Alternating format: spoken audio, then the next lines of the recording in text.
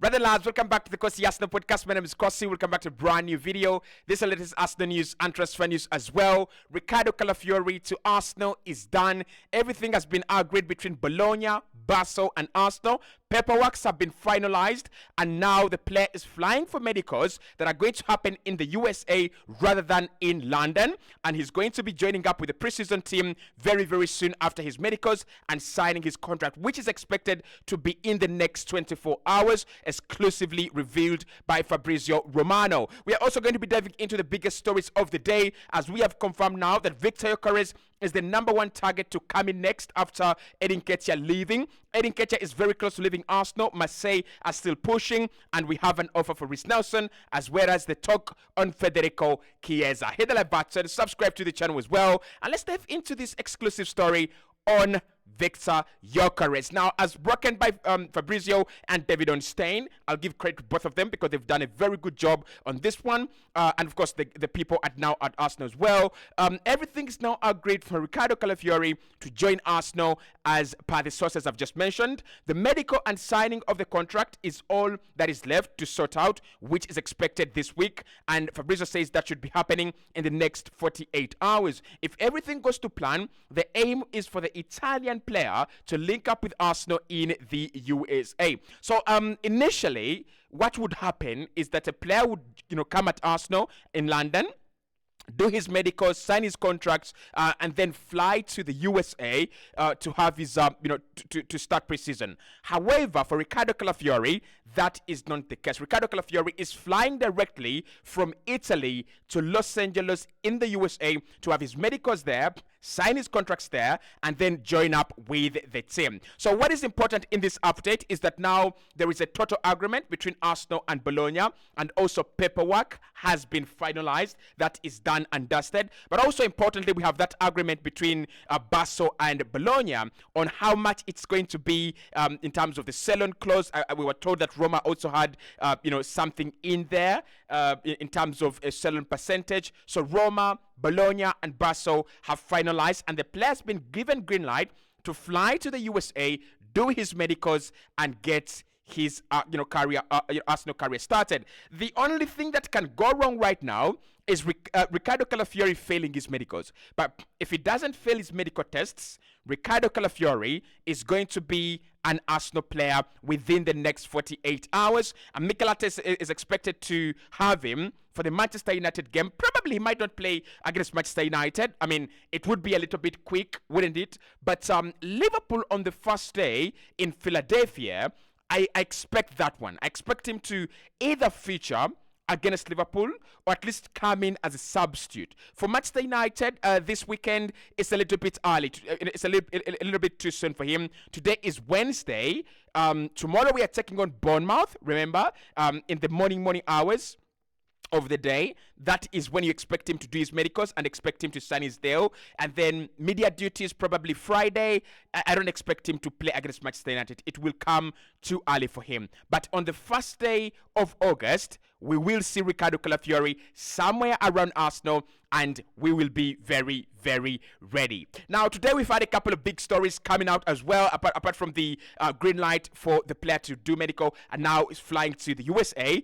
We have a big story, guys. We have a big story on Victor Gyökeres, and if you've been following the channel, I've been slowly and surely reporting on Victor Gyökeres. But today, Charles West has come out and confirmed that Victor Gyökeres is the player that is going to replace Edin Nketiah in the Arsenal lineup, in the Arsenal squad, should Edin Nketiah leave Arsenal this summer. And all I'm saying right there is, can we get Edin Nketiah to Marseille and negotiate a deal while he's already in Marseille training and doing a lot of work for them?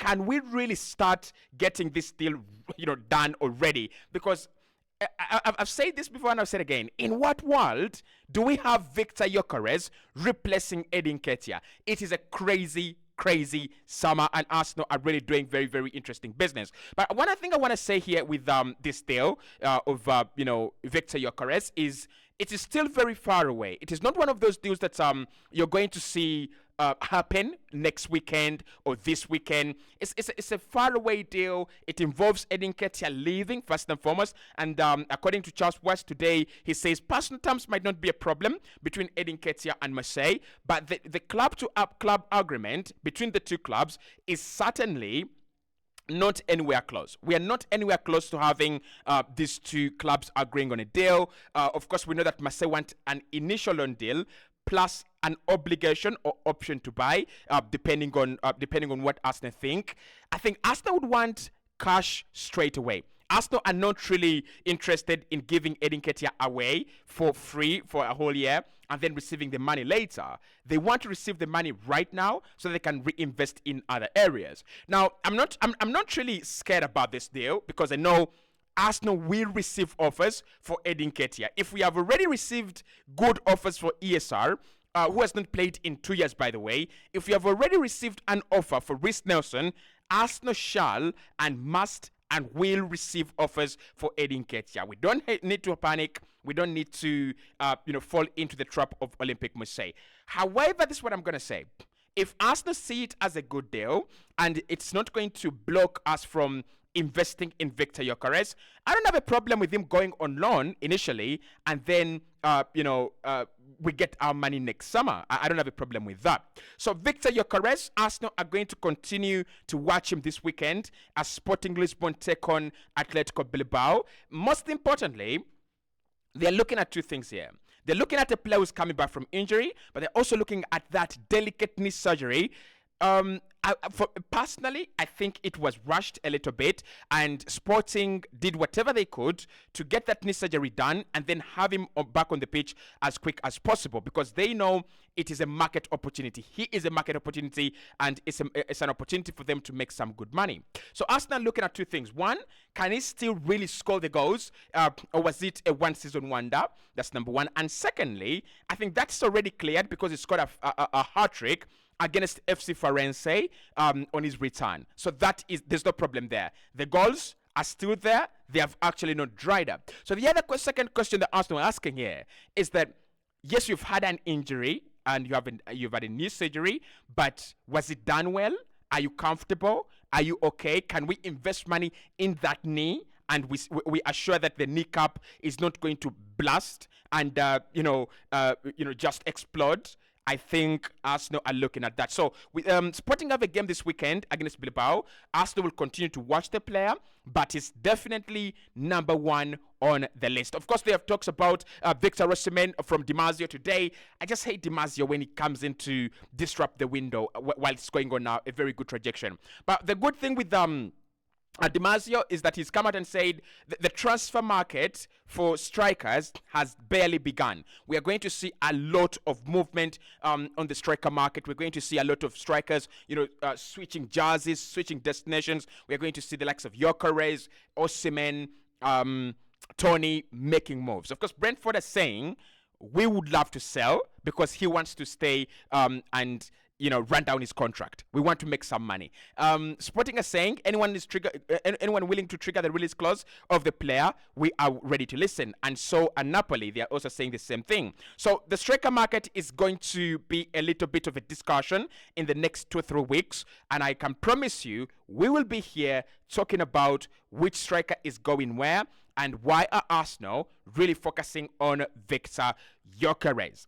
Now, today, Arsenal have received a massive offer in terms of, not really a massive offer, but we have received an offer for Reece Nelson to go to Leicester City. Leicester City have presented their former offer to Arsenal, and Arsenal have not rejected it. I like the way Arsenal are doing business this summer. We're doing it in a bit of, I would say, orderly, mature businessman way.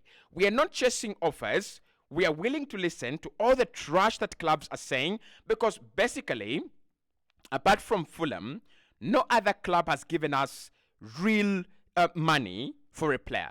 All of them are saying, can we take him on loan and then we can pay later? Can we get him on loan and then do this and that? So Arsenal are really patient and they're really listening to all these clubs speaking a lot of nonsense on our players. But the latest club to provide an offer has been Leicester City, who have said that Reece Nelson should join them on an initial loan deal. Sorry about that. And then they can actually take him, they can actually pay up later in an obligation. So it means that Arsenal, either way, get their money. We don't get this summer, yep, but we get our money next summer. Arsenal and Leicester are locked in conversations. Well, Leicester City are optimistic, number one, that they will agree a deal with Arsenal. I don't know why they're optimistic. Probably their deal includes good money. But they're also very optimistic that if they agree a deal with Arsenal, they can agree personal terms with Reiss Nelson and convince him to go to Leicester, as he has worked with Steve Cooper before. Has he been at Nottingham Forest before? Where did he work with Steve Cooper? I don't remember. But the most interesting part about this, guys, is that we are getting closer to the end of July. And July means that end of July means start of the Premier League season. 17 days. We start that countdown. When we get into August, you're going to see a lot of content from me, from other creators, going into who wins the Premier League, who is expected to be doing a lot of predictions, basically. So because of that, right? Because of that, I would really, really appreciate and I would really prefer to have players like Reiss Nelson, Eddie Nketiah, Emil Smith-Rowe, and all the others that are expected to leave Arsenal to leave before the beginning of August, before the end of July. Reiss Nelson should be an easy one. If Arsenal are given the money they want, if the obligation is really going to stand, then go. For me, I don't have a problem with this one. Go on and agree. There are players that I think instead of an initial loan deal, we can get money up front. We can get cash this summer. Nketiah, we can get cash this summer. Emil Smith-Rowe, we can get cash this summer. Kivio, we can get cash this summer as well. With Reiss Nelson, we don't really have to get cash this summer. But also, Reiss Nelson's deal speaks into the Federico Chiesa deal. So let's talk about Federico Chiesa for a moment. We'll get back to the outgoings because there's a lot of talk on the outgoings as well.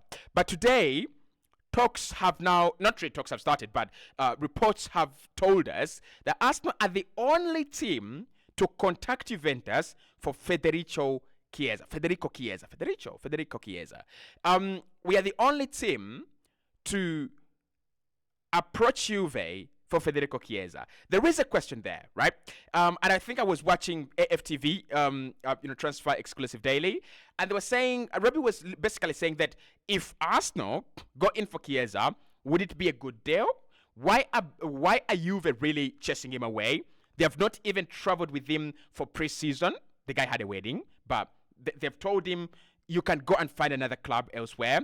And why are other clubs not interested? Could it be that he was an Italian overhyped guy, winger prospect? Or is the injury not going away? Are his injuries not going away? There's a big question there. But for me, with Federico Chiesa, my opinions stick and my opinions do not change. Quality winger, player in his prime, can do an Alexis Sanchez and has got enough quality to cover up Saka and replace Reiss Nelson. How many times did Reiss Nelson play last season? So if we can give Chiesa 15 games, right? 15 starts in a season. 15 starts in a season. And I'm talking Premier League, Champions League, FA Cup and Carabao Cup. In 15 starts. He would do a much better job in terms of changing games than Reiss Nelson. He's got that directness, he's got the pace, he's got the skill, he's got the talent, and he's an entertainer, guys. He is an entertainer. We can never ever forget the eye test. He's an entertainer as well. You will enjoy Arsenal the way you enjoy Jeremy Doku at Manchester City, unless you are playing against him. So I would say Federico Chiesa for me is a good deal, and I would say Arsenal should press on and go and do the deal, but it is not anywhere close. Arsenal have not even made a bid. Arsenal have not even talked to the player as per the moment. We don't have anything like that. It's just plain interest. But for me, it's interest that I would really love to see move into concrete, I don't know, something. Sky Sports today have said Emil Smith-Rowe and Arsenal are not yet at the verge of breaking. Mikel Arteta is still praying and is still hoping that Emil Smith-Rowe stays. Arsenal don't want to lose him, and the player knows it. However, game time and the player's position is the player's decision is going to determine the decision of of this relationship. Are we going to see him leave? Depends on Mikel Arteta and the promise for minutes and game time. I remember Mikel saying that every player must work for the minutes they get in the squad, and to some extent that is true, but to him that is not true. I kind of feel like there's so many players in this Arsenal team that deserve some good minutes, but they just don't get them, right? So for me, Emil Smith-Rowe, again, for the last time, this depends on Mikel Arteta. If he wants to keep him, promise him game time and give him some game time. We're not saying play him every single game. We're saying that if Pep Guardiola plays all his defenders and they're averaging 20 games a season, 20 starts a season at times, you've got to allow these players play. You've got to allow them, impact the team. You've got to allow them, really. And that's something that Mikel is not doing at the moment. But anyway, guys, that's the transfer roundup. Hit the like button, subscribe. Calafiori here, Calafiori to the LA for medical, and then we will be hearing that here we